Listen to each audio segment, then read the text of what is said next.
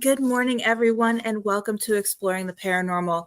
Today is an exciting day. Of course, it's a little chilly, so I'm kind of bundled up, but I can't complain because Florida chilly is a lot different than some of the northern chillies. But I hope you guys are all staying warm and having a great day and getting ready for the busy holiday season if you are not busy already. Just a quick reminder, today is our last show of 2023. We will return on the first Tuesday of January with special guest Resnick will be joining us. He's a return guest. You guys all love him. So make sure you join in on that one. More details will be posted as we get closer to that date for you all. And don't forget, you can always catch this show live on the Things Network, Parallax TV, or of course on my Facebook page, Exploring the Paranormal Show. And then within 24 to 48 hours, I do get it uploaded onto YouTube for you guys to catch the replays there. And that is at Heather Lee PhD on YouTube. Today's guest, I'm super excited to have her here. I know I've tried to have her in the past when I was on WLTK, but schedules changed and shows got canceled. So we weren't able to do that. So I'm going to bring her on board right now so that way you guys can all get to see her. I'm super excited. Today is going to be a fun conversation. Welcome to the show. How are you doing today? I'm doing great, Heather. It's nice. It's really nice to be on your show finally. Oh, thank you so much. And I was so bummed. I was like, oh no, I had to when we had to cancel and all the show changes. But yes, I'm glad everything worked out and that you are finally here. And we still need to set a time to talk outside of the show because we've been meaning to do that for a while as well. Yes, we do. And you need to be a guest on my show. Yes, definitely. We will make sure we get that set up, and I'll make sure I let everybody know when that'll happen so they can check it out. And after today's show, I will also be sharing different links on where they can find your show, and we'll talk about that towards the end so everyone knows where to find you. But before we get started, can you kind of talk a little bit more about who you are and let some of my followers know exactly what they can expect to talk about today? So who I am? Gosh, that sounds like an interview question. It's kind of complicated. Do you mean in paranormal? So I know you're an author as well, so I want to dive into that a little bit as well. So I guess it's one of those things where it's weird because most of my guests are paranormal investigators, and not many of them have multiple hats that they wear. Oh, got it. So, okay. You want to know the real me? No, if you don't mind sharing. If not, you could talk about what got you into the paranormal field. Like I mentioned before we went live, we basically talk about anything and kind of see where the conversation takes us. So I am an artist. I'm a writer, and I started out in photojournalism a very long time ago. I was one of those kids. I wrote my first book when I was in 6th grade, and it was a children's book. It wasn't any good or anything, but all the kids in the class loved to read it, and they passed it on and that sort of thing. It was kind of interesting. But then by the time I got into high school, I was the high school photographer and artist, and I was always the go-to person if anything needed printed or painted or whatever it was. And it kind of just grew from there. So now I have a lifelong career pretty much in writing and in arts and things like that. I do a lot of public relations right now. So that's what I do in my full time. I would have a couple of really big clients that I can't disclose, but they're pretty big. They keep me busy. I travel all over the country, taking care of them and doing a lot of media stuff for them. So that's me in a nutshell. And how does that tie into the paranormal field? So what kind of got you started into the paranormal, and basically how your experience and what you've been doing benefits that field, benefits your experiences in the field? So the paranormal, it's interesting because I try to keep that separate from my real life. Like I don't mention it in my real life. I use a pen name. C.L. Thomas is a pen name. And it's because I have a lot of, one of the fields I work in, for instance, country music is very close-knit, and they're also very Christian. So you're expected to be a certain way. So I definitely don't cross those lines. Some of the people I work with are political as well, so I'm pretty careful about that. But the paranormal, um, it kind of found me. So when I was 2 years old, 2, 3 years old, I was seeing ghosts, and I grew up with it. It's Mhm. been a lifelong, spiritual journey for me. And when it comes to your writing, like your books and everything like that, do you get your inspiration from your personal experiences, or is it based off of research that you've done, or a combination of both, maybe?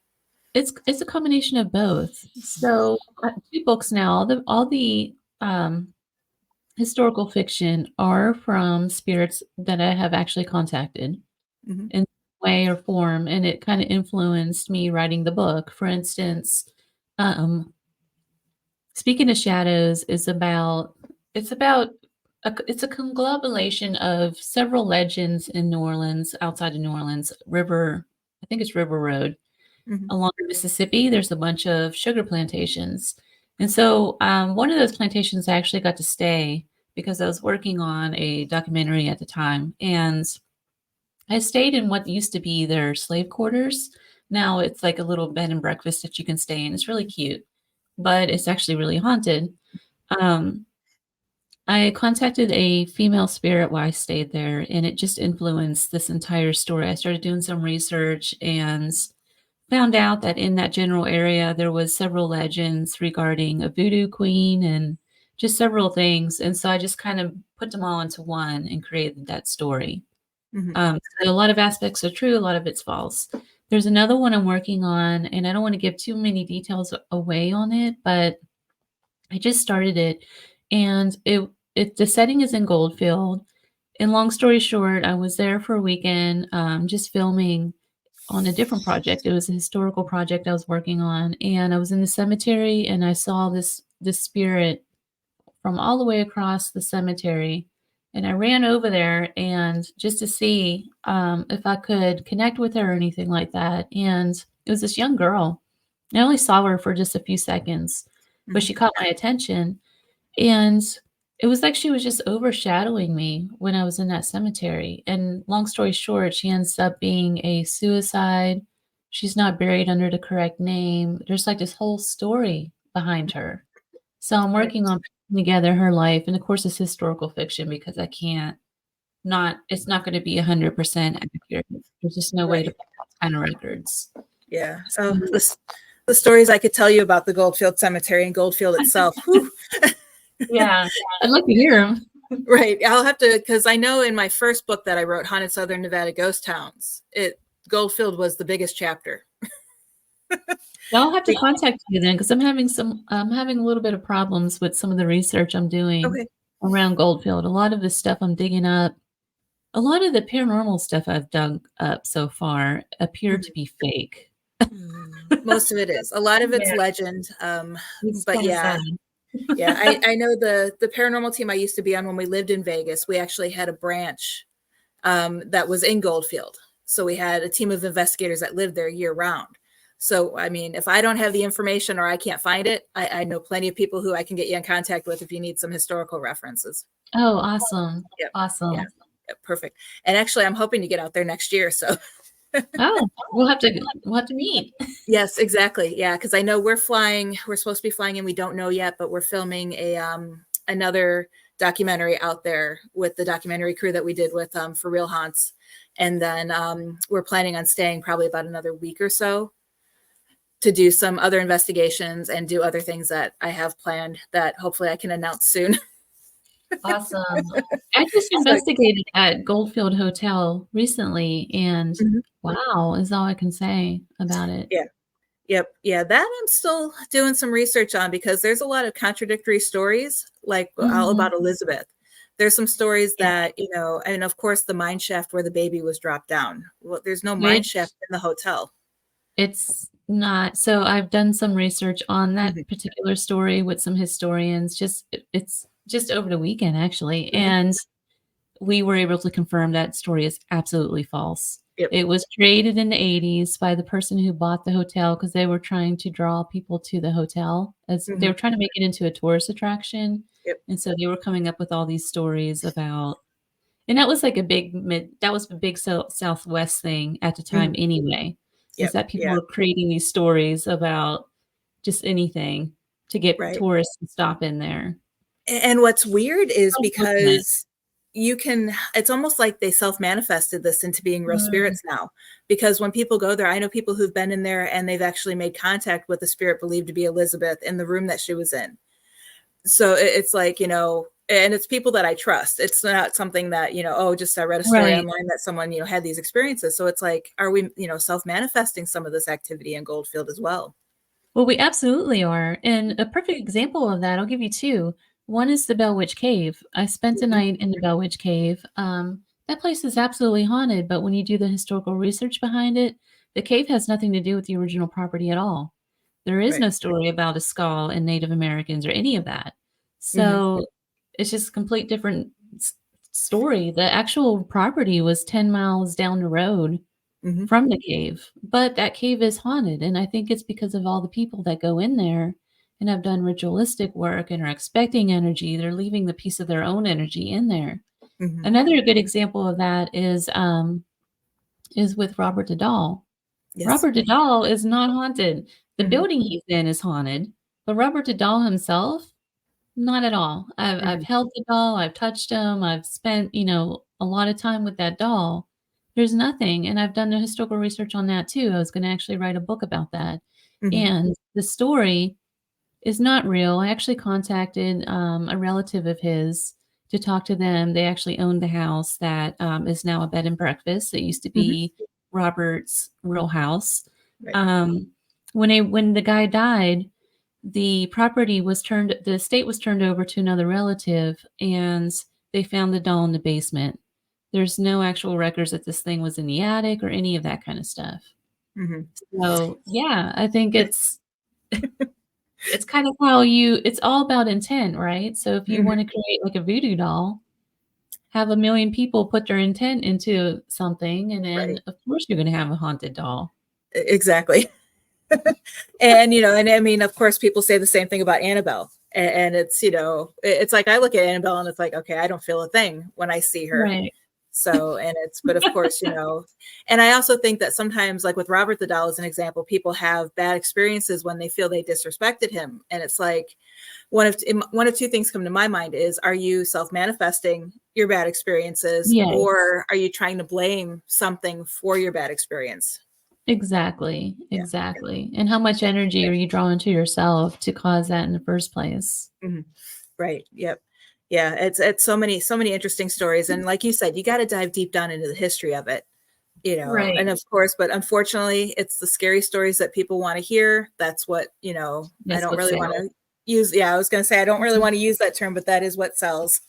It's Hollywood. Mhm. Exactly. And I do want to thank Amy for joining us, and York. Hello, both of you. Good morning. Thank you for joining us this morning. And I do want to mention, we had talked a little bit about it before we started, but the picture behind you is from Rhyolite, the Goldwell Outdoor Museum. Is that Mhm. one that you took, or is that just something that you put there? Everything that I use in my stuff is everything I've taken. Okay. So what are your thoughts on Rhyolite? I've never been there, but I love hearing historical stories about that and doing different research on the different activity that's there. Oh, Rhyolite is, like, one of my favorite places. So, it's practically in my backyard.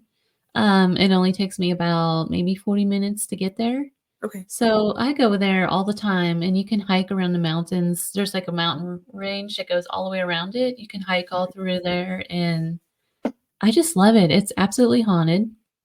Um, I've connected with numerous spirits there, and they seem to be in the jail area there for whatever Mhm. reason. And, back against the mountains, there's another where I think there used to be houses there. I'm not 100% sure. I can't really find the records for it, but when I'm out there, that's what I pick up on is, like, little makeshift, houses. Not, like, well-constructed ones, but maybe they were just, like, miners' camps or something, like Mhm. a whole row of them. I always pick up on a lot of spirits back in that area. Okay. Cool, cool. But Yeah, yeah, I've it's haunted. For I've sure. heard so many stories about that. And it's so interesting how, it became a ghost town. Then Paramount came in and revived the city just to make it for, stages, and Mhm. sets and everything like that. And I mean, just the rail house, the photos of that place is beautiful. The old railway Yeah. station. And then the Yes. bottle house is one place that I would love to go into. The Bottle House, the numerous times that I've been out there, I have not stepped foot in there for some reason. Mhm. I don't know Okay. why. It's like there's Yeah. a blocker or something. I just haven't made my way in there. Right. I would just be curious because with all the bottles, I mean, just like when you put up like almost like a stained glass look, what it would Mhm. look like inside when the sun is shining through the bottles. I It just would think be that that really would be neat. pretty. I think it'd be really cold, though, in the wintertime and very hot in the summer, but Yeah. it's Yeah, kinda that odd. would be the biggest issue. But I mean, the guy made do with what he had. He had a whole bunch of bottles from the bar. Now, one story that I want to bring up about rhyolite, and it's one of those things where, of course, you find it in one location and then you can't ever find it again. But when I was researching my first book, I found a story that was talking about how one time someone was searching through Google Earth. And of course, rhyolite's one of the favorite places that people like to find on Google Earth because Mhm. the statues from the air look scary, Yeah. just roaming there. But someone said that they had reported seeing it was like glowing eyes coming up from one of the sewers. And Ooh. even though it could be an animal, but they said the eyes were too far apart to be an animal. And it's just, what are your thoughts on, I mean, maybe, I mean, of course, there's always explanations on what it could be, but what are your thoughts if it was some type of entity, what it could be lurking in the sewers of Rhyolite? That's very interesting you asked that because, those lands are actually Shawnee lands. The Hmm. Shawnees live all along there, and, they have a lot of stories about spiritual entities in the area. Hmm. So, it could be something connected to the land, it could be something that's connected to them. Hmm. They're very spiritual people, and they have a lot of these they believe that, Bigfoot, they believe that skinwalkers in the area, they believe, and a skinwalker is what comes to mind with this particular incident because they believe that witches can shapeshift into any animal that they desire or need for that particular moment Right. to either connect or create harm or whatever it is. Um, Now, if you go out and ask them if you know Shawnee in the area, they won't talk about it, but there's a lot of legend surrounding them, and they're all over this area. They actually owned Las Vegas, they owned Rhyolite, they owned just the entire Southwest area in this corner in the Mojave Desert was all theirs. Hmm. So, it could be something left over from that. Interesting. Absolutely. Yeah, And if I you still, even though I finished that book and it's been put to rest, I still try to research that every once in a while, hoping I would find that website again that had that story on there. Yeah. Yeah, it absolutely could be something that is connected through them. I mean, and there's even photos if you dig through the archives, the National Archives or the Mhm. Nevada Archives, I mean, you'll find photos of the Shawnee side by side with the miners and stuff. Mhm. So, basically, when the settlers came in to overtake Rhyolite or build the town, they were pushing the Native Americans out. They had a choice, either work with the railroad or leave. What are Mhm. they gonna do? Right. So, there's no telling. They could have been I mean, think about it. This is 1900s. You got these white settlers coming in, taking your lands. All of a sudden, my kid's 12 and he's working in your mine to make you rich, and what Yep. am I gonna do? I'm probably gonna put a spirit and I'm well connected with these spiritual entities that's been around in my ancestry for centuries and centuries. Mhm. Of course, they're gonna call up stuff and, you know? Right, exactly. So No. that actually, part of that brings up, I wanted to ask, what are your thoughts on Skinwalker Ranch? I don't know. I don't I've never been out that way, Okay. but I've never been out that way. I've heard a lot of stories that it's on ley lines and all Mhm. sorts of things, though, going on Yep. with that place. Yep. I'm interested to find out what they uncover because I like the fact that they're doing more scientific type research. instead of Mhm. just the ghost hunting, who are you, why are you here type of thing. Yeah. And I know one episode that they had that really intrigued me was they came up with almost like they did sonic measurements of the ground, and it almost looked like a dome shape. So it's like, I'm curious, as my theory automatically goes to, is there a spaceship buried in the earth that could be attracting all of this? But there's so many questions that are still left unanswered, but of course that's what the show wants you to do. Oh, yeah, of course. That show was actually really good, though. I did watch a few episodes of it, and they were flying, a small plane over it and Mhm, dropping, I forget what it was that they were dropping out of there. But the mhm, theory is that whatever's in the ground there, there's a shield that's so far up it, like, knocks radars and stuff out, and sure enough, it right. knocked their plane thing out. But they were trying to track, what's actually happening with the, GPS.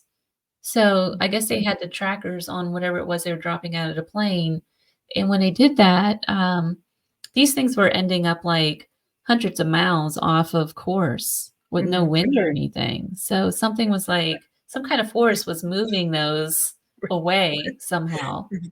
Yep. Yeah, I watch the show also to get, different scientific experiment ideas. It's like, ooh,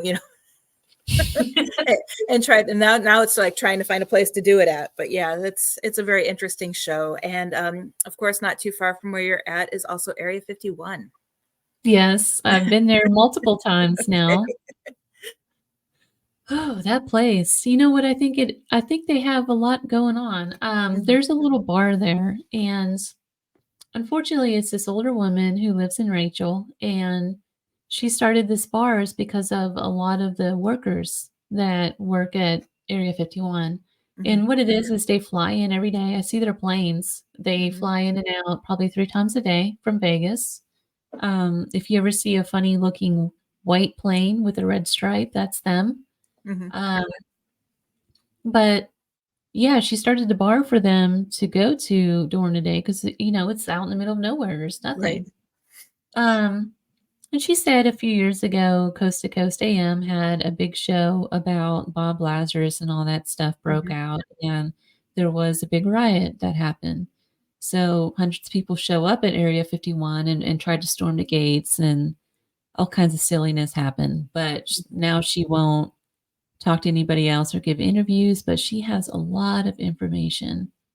And I just wish that didn't happen because we could right. have her on our show. Right, exactly. And it's Yeah. almost one of those that it makes you wonder, is she just an average person, or does she have Right. this high clearance because of the stories she might overhear? It's true. We don't know. We'll never know because Right. she refuses to talk to anybody in journalism now. She won't do Mhm, any interviews or anything. mm. Oh, So, really, really kind of sad. sad. I do know though, that area, you used to be able to hike. There's like a mountain range around there Mhm, too. And you used to be able to hike all the way up over the mountains and look down in there. Well, recently they had purchased all of the BML land all around that, so you can't hike up to it anymore. You mhm, could still get to 2 gates legally, that's still BML land, and that's what I did. I went to both gates, and the one gate, I'm telling you, as soon as you drive up to it, they're there with their guns. They're not playing around, they're there. There's not like the fence isn't, there's one gate that doesn't have a fence, mhm, but they're still there. They will right, drive up to you they'll come out of nowhere. It's like they just fall out of the sky and they're there. right. It's It's like crazy. they have cloaking shields and they're following you the whole time, and the minute you get Yeah, too close, it's like, "Okay, time to reveal ourselves." exactly. Yeah. But So many stories could come out of there, because I know we used to investigate a museum that I used to volunteer at in Vegas, and they actually have a rail car, the engine car that was donated to them from the government from Area 51. At least oh, that's what the wow. story was with that. And we always would see a little boy whenever we investigated there, because we would host investigations as part of a fundraiser for the museum. And a whole bunch of different things. We would see them, we would hear them, we'd hear laughter. You take the EMF detector around that particular car, and it would be off the charts. But then you would go back to the next car, which was from one of the local mines, and it would be dead. Nothing would happen. You go back to the Area 51 cart, it's all lighting up, and then you go back to the other one, dead again. So it was interesting. And I actually had Catherine Sorilos on my show once, and we were talking about that car. And her theory is that it's a little boy who feels like that cart was his escape. And he was actually an experiment at Area 51. Oh, that you know So, what? There's no yeah, telling what goes on in that right. area. We just don't Exactly. know. Right. And I that's something know. I never even thought of until she brought that up. It's like you mostly think of Area 51 as just aliens. Right, exactly. Yeah, there's a lot more to it than aliens. There's a black mailbox there that you know what I'm talking about, right Oh, off the yeah. main highway. There's that little um, black mailbox that's left over from an old ranch or something. It But belongs to the people, farmer. yeah, it belongs to the farmer. But people put it's so cute. People put little messages in there about dear aliens, save humanity, and all this like cutesy stuff is in there. Mhm, But I took a lawn chair and sat there one night just to see if anything goes on.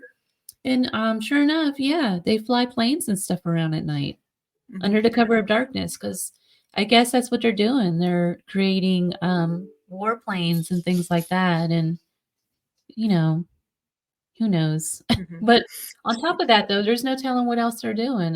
They're probably working with, like, radiation, they're probably working with, alien technology. It mhm. goes on and on. Who knows? Yep.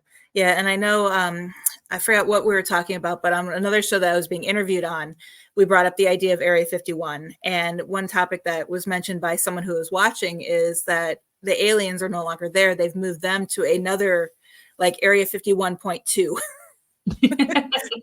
that nobody knows. Since so many people found out about this one, that they keep it the way it is almost like a decoy. It's well, yeah, that's true, very true. Hmm. You know what's interesting about Area 51 too is as soon as you get it's in the middle of a mountain range. Yeah. So as soon as you get down in there, almost like a caldera, I guess. As soon as you go over that one mountain to get into there, and then you drive down, if you drive down extraterrestrial highway, Hmm. it's this long stretch, and your cell phone and stuff is dead. It's like Hmm. blacked out all around it. Right. So you don't have any cell service, there's no communication. I know that bar there, I don't know how they operate because there's no, service or anything there Mhm. for internet or anything. Oh, they Um, bring them service. No, I don't know, it's like you're cut off from the world and you do it purposely, so they have this right. bubble right over it. Yeah, it's so you can't call for help. Yes, you can disappear and they'll never find you for real, Right, exactly. realistically. Or it's one of those where you dial 911 thinking you're calling the local sheriff's department, but gets rerouted to them, and they're the ones that come. Exactly. Like, uh, so another thing, I know we're kind of hovering over the Nevada area, but since that's kind of closer to where you're at, have you ever been to Nelson or El Dorado? No. Oh, yes, I have. I'm sorry, Okay, yes. yes, Yeah, I've that been to area. Nelson town too. So Nelson used to be an old ghost town, Mhm, yep. and I guess it was washed out in a flood back in Mhm, the whenever that happened, I don't even know when. But now some guy owns it, and he put a bunch of like, movie set props on there, mhm, and yep, it's an yeah. interesting place. It's really interesting, and when we were there, very haunted. But the history of the land is so interesting because, I mean, other reason why I thought of it is because when we were doing, it was Real Hunt's Ghost Towns. He was one of the featured people in there, and he actually talked about Area 51, and he used to work there. Oh, wow. So it was kind of, that kind of detour to that area. But what I find interesting about the history, and I think it probably happened a lot through the West, is it had its own mini Civil War because both northerner and southern deserters all made their way to that area, and then they started fighting against each other once they got there. It's like you left the war. you know, but I'm sure that happened in quite a lot of places. I mean, Lawless Towns, the nearest sheriff was 2 hours away. He only went if there was a dead body, and even half the time he didn't even show up for that. So I was just kind of wondering, I mean, any other towns that you've researched that might have something similar to that or a history along that line? Virginia City. Virginia City. Yep. Virginia City has a lot of that kinda history too. Yep. Yeah, it's There's it's one more interesting. There's another one too, it's kinda off the map, and it's really hard to access, it's Delamar. Mhm. Yep. I spent a couple nights in Delamar now, and that place, it almost scares me, but I dream about this place to go back. all the Mhm. time, but I've gotten EVPs there. One, I was able to connect with a spirit there who, I don't know if she just wanted me to listen to her. I don't know what the deal was, but um, I felt like at that moment that she kind of her husband basically died in one of the mines, is what I picked up on, and she had a little girl with her, and she was trying to get out of town, so she was trying to collect a paycheck from the Mhm. office there, and I guess it was an office, and, they wouldn't give her the money. So, she just wanted to catch the train to get out, but that was the story, and then she just went away, like, I felt like she just moved on, and when I went back to reconnect with her, I heard a "thank you," like, I have an EVP that from her that says "thank you" Mhm. from the same voice. So, I don't know. Very, Mhm. I alwa it's a very touching story for me, that happened, but at the same time, I've caught other spirits there that aren't very nice. Mhm. So, I've been called every name under the book. Um, One of the EVPs said that they were gonna kill me. One of them said that we're not human, just on and on and on with this negative Mhm. stuff. I took a friend with me, and he was there while I was doing a little film project, and a couple days later, he said, "Something followed me home from that place." And then he ends up getting scratched all the way down his arm from an unseen entity. Hmm. Just bizarro. So, there's some really not nice spirits hanging out there. Yeah. Yep. And it's tough to know what you're gonna encounter, but that's, Mhm. that's the field we're in. You just never know. Another story about that, I know I keep rambling on and on, I'm Oh, so no, you're sorry. fine. The first time I was in Delamar, there's this, like, dirt old wagon trail to get up to it.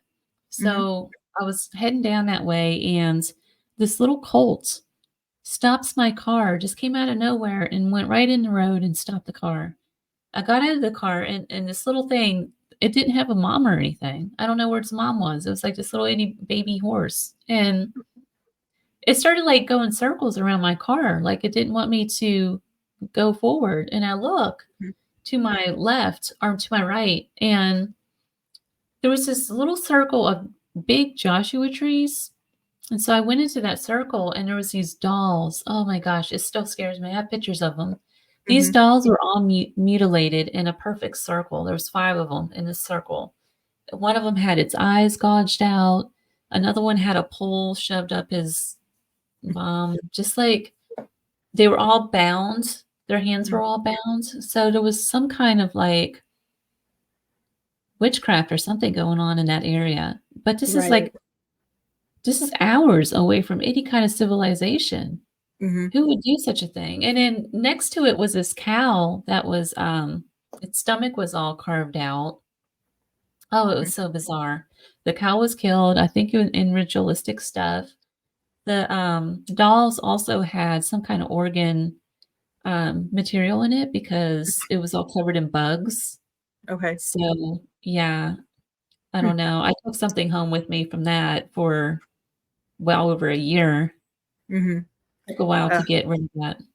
Right. Creepy in the story. I was gonna say that would be your next story is to write what could have caused that,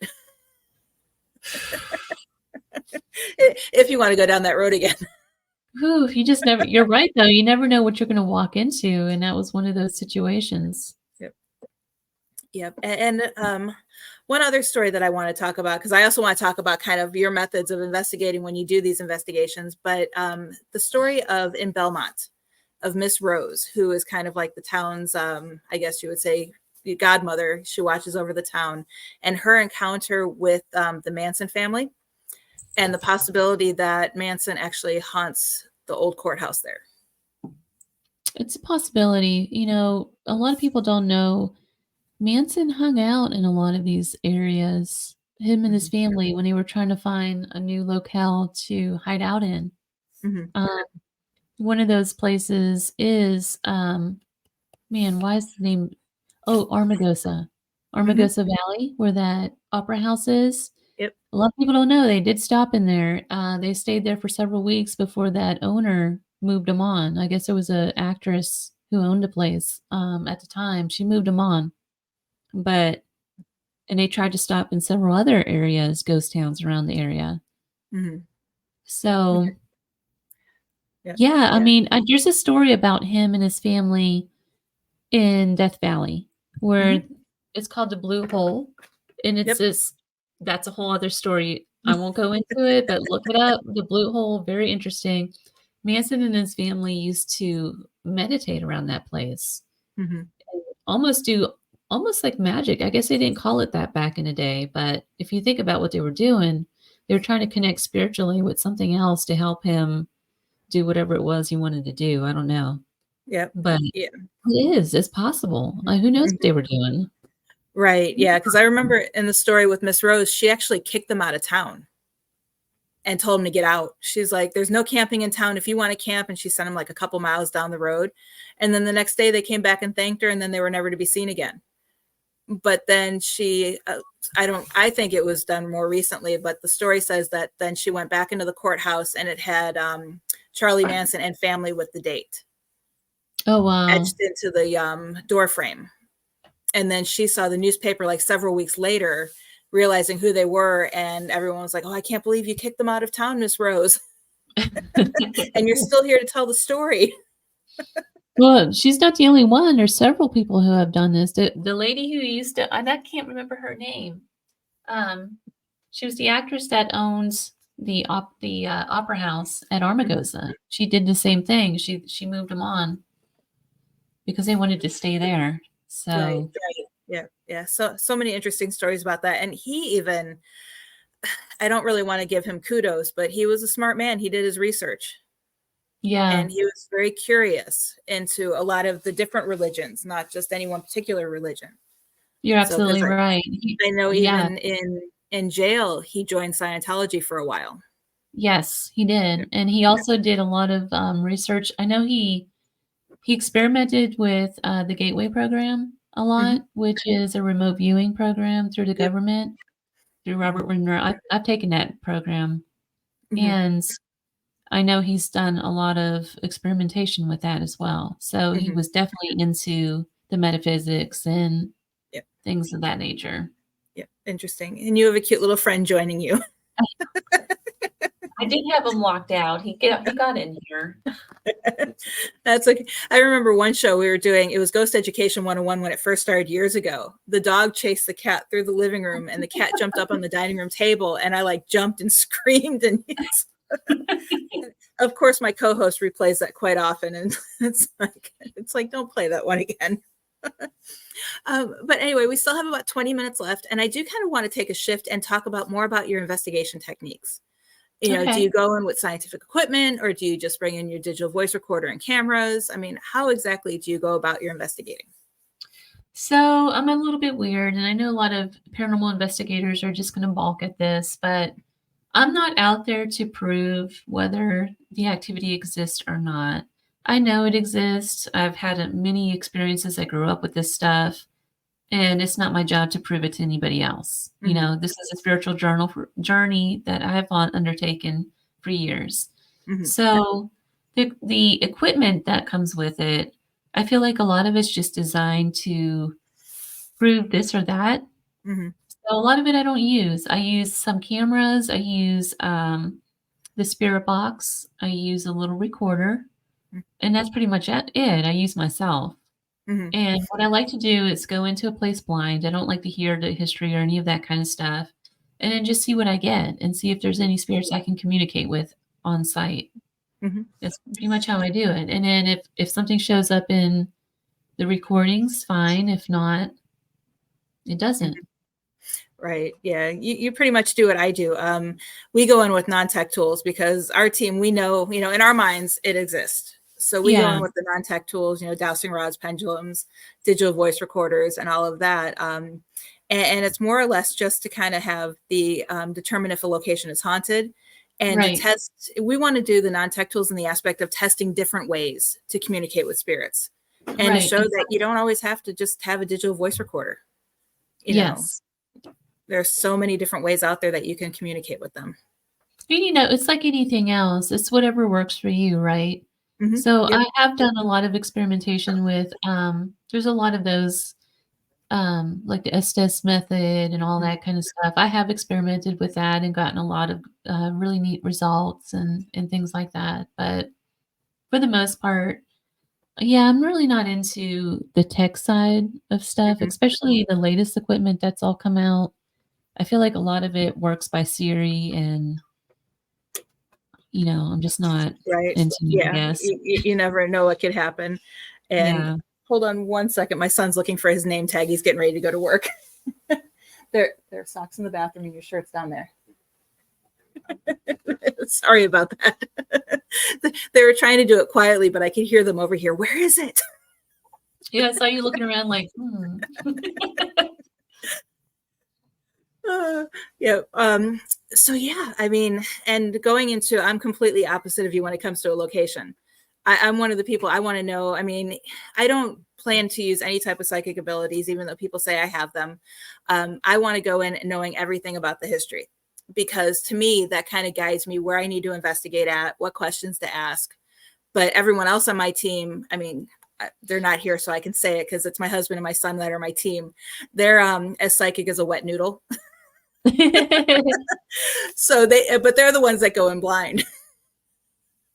So it's Got like it. complete opposite. But I'm a big history person, so I truly, absolutely love that aspect of it. But I do agree, a lot of people, it can affect the activity that I get. Mhm. Um, and it is hard to be like, is this happening because I think it's supposed to happen, or? But I do more of the history, not more of the like what people say they experienced. Yeah. And So see, I try not to listen to any of that, and then once I do go into a place like I just did the Joshua Tree Inn, mhm, and I know that, there's a lot of, TV shows about that place that said that, they were possessed and this and that, there's demons living there, mhm, and I didn't come up with any of that when I right. was in there. It's such a comfortable place to be in, Mhm, almost like a loving place. There's yeah. nothing demonic about this place. It is active, however, but it's Mhm. just stuff like that. I don't like to be influenced by what others say and I think you people know. use the demonic word because it gets them, I guess, more likes on Facebook or YouTube. It Yeah. makes the stories more interesting. And I don't think it's demonic that they're encountering. I think it's just because they're being total jerks to the spirits, and the spirits are fighting back. So the minute a spirit gets Exactly. aggressive, it's demonic, and it's not. Yeah, you're exactly right, and it's also how somebody perceives the paranormal too. Mhm. Yep. Yeah, because I remember one time I was attacked and I stood up and I started screaming at this end, whatever it was, like it was a 2-year-old child that got in trouble. I'm like, we don't do that. That's not how you treat people. And it stopped. And I'm sure if it was a true demon, it would have picked me up and thrown me even harder and been Right, like, who are you to yell at me? exactly. Yeah, and I think a lot of it too is it just makes for good TV, you Mhm. know? Yep. Yeah. But, I mean, to me, I feel like that's kind of the problem with paranormal I guess that's why I've been a little bit turned off of paranormal investigations altogether, and it's Mhm. because we have all of these teams. I think there's like 44,000 teams out there right now Mhm. across the board, which is great. Yeah. I'm not downing any of it. However, we're all going into these famous locations. They never talk about um, private places anymore, like helping Mhm. private people that are, have problems. You don't hear about that anymore. You hear about Waverly Hills and all Yeah. these famous locations. That's where these teams are going to over and over and over again, Mhm. so Yeah. that they can make their videos and content and whatever else they're doing with the information. But at the end Mhm. of the day, what are we doing? Are we just collecting like massive piles of EVPs? I mean, what's the next step to this? Yeah. Do we want people to communicate with the spirits? I mean, Right. And I'm that's not where I want this field to privy. go. Yeah, and that's what we need to do. We need to think forward. I mean, I always tell Yeah, people, okay, we know this place is haunted, move on, find another place. Or, exactly. we know this, this method works, this method doesn't, move on and try something else. And that's not what people Right. are doing. And I Yeah. mean, I know it's not going to happen in my lifetime, but I really want this to be a true science. Mhm. And we're never going to be a true science because there's so many people out there saying, oh, no, it's not a true science. How can it be made? People are so down on it. And it's like, it's the closed mindedness to me, I feel is what's stalling the field. Right. I think so too. And then on top of that, you have a lot of egotism going on. But you know what? I do see a lot of headways in the medical field. Hmm. So I've kind of gotten away from the paranormal investigation, and I kind of moved into more of spiritual contact and metaphysics. Hmm. And so part of that is um, going to IONS in different organizations. And what that is they're exploring, it's a bunch of physicians exploring like uh, what is it called? Out of body Hmm. experiences and things of Yeah. that nature. And you have a lot of MDs coming out and talking about their experiences in the emergency rooms and things. And they're ghost stories. Hmm. And they're actually working with parapsychologists and stuff Hmm. to get more information about this. Hmm. So there's a whole other world in medical that's exploring this stuff that the paranormal investigations they're just missing out because Right. they're not looking outside of themselves. They're Right. too into making their YouTube channel and Hmm. whatever else they're doing, the same thing over and over again. Whereas Exactly. if you get out of that though and start looking at what's going on in metaphysics right now with these different positions and other people who Mhm. are working on this stuff, like what's his name? Robert Moody. He's a big Mhm. one. Yep. He's a physician that's done a lot of out of body, encounters and things of that Mhm. nature. There's a whole slew of physicians coming out with this stuff, Mhm. and it's really exciting. Yep. Yeah, it is. And real quick before I mention what I wanted to mention, Mike says he's joining us just for a few minutes, but we will have the replay up later today. So thank you for joining while you can, Mike. And Sarah, I agree with this. It's a circle because people want to go to famous places, or it's a circus. Yeah, it is. It has, and it's funny she said that because I was just in a conversation last night with another medium friend, and she said it's gotten to be such a circus. Hmm. It feels very, there was a word she used for it. I can't remember it now, but it's relating to how the paranormal field has become very, almost like a Vegas show, you know? Right. Who's Eh, got the best EVP? right. And it's I always used to joke up until I don't know what happened, but for some reason, I think someone somewhere shared one of my posts, and it's like all of a sudden I blew up to like 1.5 million followers when I had a couple hundred. And it was like overnight. So it's like somewhere my thing got, and it's like I don't even, but it was like what happened. And I'm like, I just tell people, look, my YouTube channel still has 14 followers. It's like I don't do this for the YouTube likes. I do it for, just because I like to Right. share the information. And it's really sad that it's come to the way it is because it's almost like those of us who are serious about the field have to resort to attending some of the conferences that we normally wouldn't attend. Like I went to a horror convention the last 2 years just to get my information out there, you And that's know. another thing. These conventions, they're like mushrooms, I'm telling you. A Hmm. new one pops up every single weekend.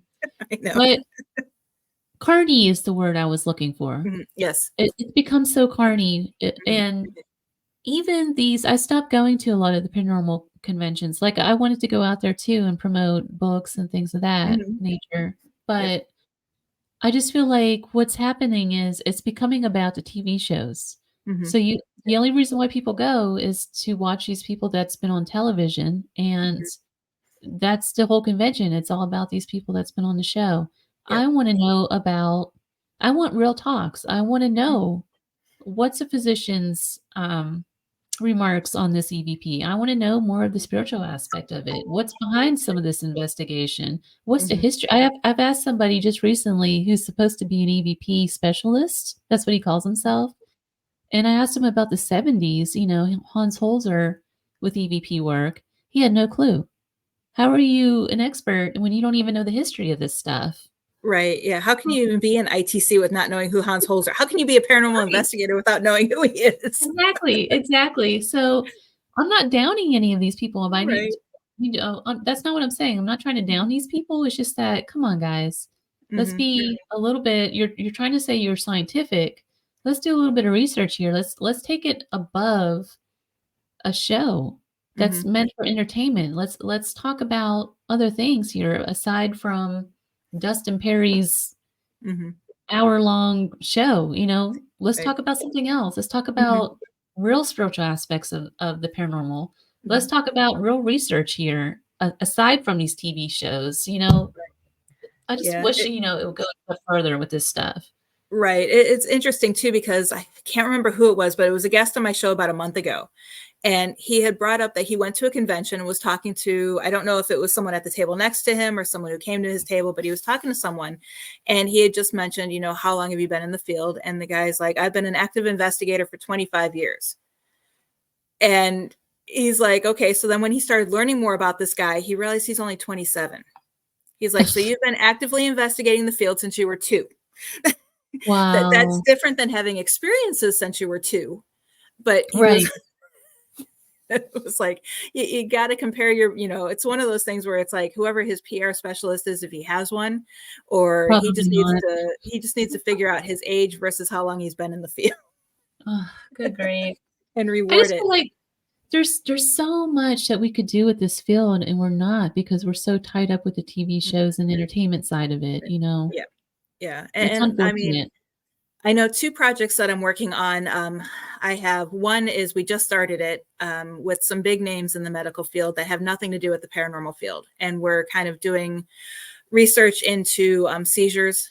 And I mean, there's neuroscientists that I reach out to on a regular basis to ask questions regarding seizures and the paranormal and stuff like that. So we're working on that. I don't know, there's talks of writing a book on it, or even possibly trying to reach out and do a one-off documentary show on it, because we're coming up Oh, with some that'd be very great. interesting things. I mean, one person that we have that I don't want to call him our subject, but he was the one who brought the idea to me, is he never had seizures in his entire life. His first seizure started at 50 when he had his first encounter with what was his great-great-grandfather. And his great-great-grandfather used to have seizures. And now ever since that spiritual encounter, he suffers from seizures. Wow, that's So so interesting. we're trying to connect that. And then there's geologists and seismologists that I'm working with regarding the Superman theory and how areas with high concentration of crystals are more haunted than others. That's really interesting. I can't wait to see those projects done. So hopefully they go where they're supposed to go. But that's what people need to be doing. Think outside the box. Yes, and You that's, know, you know, and that's the kind of stuff I guess that's why I've kinda lost interest with paranormal investigating and, you know, I don't join groups to do that anymore or any of that kind of stuff. yep, I wanna talk about the real deal stuff. I don't wanna talk about TV shows. That's the mhm, bottom line, yep, and I yep, feel yep. like that's what the paranormal field has become. Or it's become Unfortunately, it like has. a Friday night, you know, a Friday night get together at a haunted location. That's the other part of Right. it. And that's my thing, is I always tell people, if you want to be, I call them thrill seekers, I guess you would call them, or weekend warriors. If you want to Mhm. do that, fine, go do that. Go, do whatever you want to do to get the thrill. But I don't want to say they need to step aside, but they need to open up the pathways so people who really want to do this, whether I know I get Yeah. criticized a lot for it, but I truly believe that anyone who does a residential needs to get license insurance, and we need to have some type of oversight committee, just like the government, gives doctors licenses. Mhm. Not that you have to go through any classes or anything, but you need to prove to the government that you have X, Y, and Z before you can go help a client. Exactly, Because yes, and so many clients are, killing themselves, harming themselves, because a paranormal team comes in, has no experience whatsoever, and says you have a demon, but doesn't realize that this person is yeah, already schizophrenic. mhm. Yeah, they're not doing Yeah. their due diligence, they're just out there trying to create content Right. for their channel. Yep, and I've It's seen really that sad. on Facebook groups. Someone will post, "Hey, we're looking for, do you have hauntings in your home? If so, please contact us. We'll come investigate and give you proof that your home is haunted, as long as you give us permission to air it live on YouTube." And It's I sickening. see that and I'm like, "Oh." What was that you see a lot of that in mediumship too Mhm. nowadays. Yeah. Um, I don't know, it's such a turn off, like, you see a lot Mhm. of mediums just hanging shingles now to do readings, they have no training, no nothing, Mhm. and Yep. people can get really hurt through this. Yep. I mean, think about what you're doing. You're trying to connect with somebody's loved one who has passed on. This person's totally broken, and they're coming to Mhm. you for some kind of hope, right? Right. You can really hurt somebody bad if you don't know what you're doing. Yeah. Yep. Yeah. It's sad. But I guess it needs to be reorganized. We need to have Yes. our weekend warriors here, our people who actually help people in the home, and then also those that want to advance the field. Exactly. You know, Yeah, is totally kind of where it agree. needs to go. Totally Yep. agree. Yep. And real quick before we go and close out, um, Angela says, good morning. It's the unheard places that I've experienced the most paranormal activity. Exactly. She's absolutely right about that. Yep. Yep. Yep. Yep. Yeah. And then Mike says he always does research on the property that he's going to. And I truly, that's why I like to do research because, oh, that was one story I wanted to bring up and I could bring it up real quick. I don't know if you've heard me talk about, but we were investigating what was an old Mormon location. And it was more, it would have been more of a modern day haunt, but not too old. And one of the investigators had asked, you know, who's our current president? And we received across the spirit box, Jeff's. Oh, And wow. immediately that spirit was like, Interesting. no, or not the spirit, the investigator was like, no, our current president. It was like almost like she was giving the spirit a history lesson. And I'm like, well, wait a minute. I'm like, That's if what they this believe, was though. right, I'm like, if this is a Mormon location, Mormon settlement, and it might not be Warren Jeffs that they believe is the president when they died, but Rulon Jeffs is possible that because they truly thought that their leader was the president of the United Mhm. States. Yep.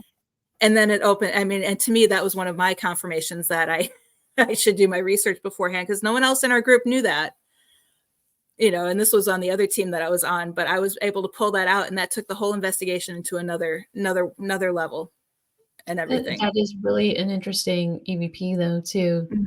It's Yeah. really interesting. Yeah, and we've gotten it multiple times. We didn't just get it on the spirit box because I still kind of one syllable on the spirit box is kind of questionable. We actually have EVPs throughout that night relating to Rulon Jeffs and other members of that during that time period.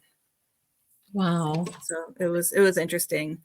And then real quick, Sarah says it's a good idea to have insurance. Yes, I say if you go anywhere, make sure you have insurance if you have a team and you're claiming certain things because it protects you and it also protects the homeowner on that one as well. So we have about 3.5 minutes. Do you want to take this time to let everybody know where they can find you and if you have any upcoming projects that you want to announce?